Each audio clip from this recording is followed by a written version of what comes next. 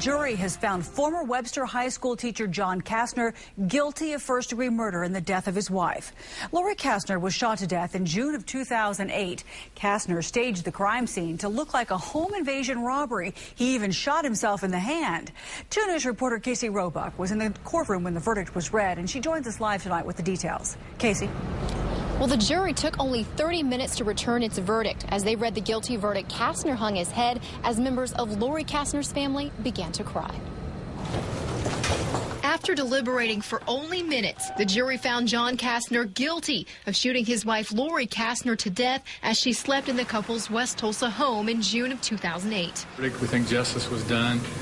This case has been pending for this family for 2 years. And I know it's been hard for him, and we just hope that this gives him some closure and we can move on. And Mr. Kastner's going to be held accountable, and that's the most important thing. Kastner's defense attorney, Pete Silva, plans to appeal the conviction. Everyone, state's counsel as well as the court, was surprised with the quickness with which the jury reached the verdict. Some thought that perhaps individually they thought about it for 2 days, and when the case wrapped up today with essentially no additional information, that may have been one explanation for the very quick verdict.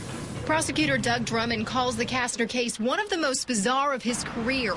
The day Lori was killed, the Kastner family thought they were boarding a private jet to Israel because John said he was a hero who was being honored by the Israeli military and that he would be making millions by running a corporation in Israel, all of which were lies.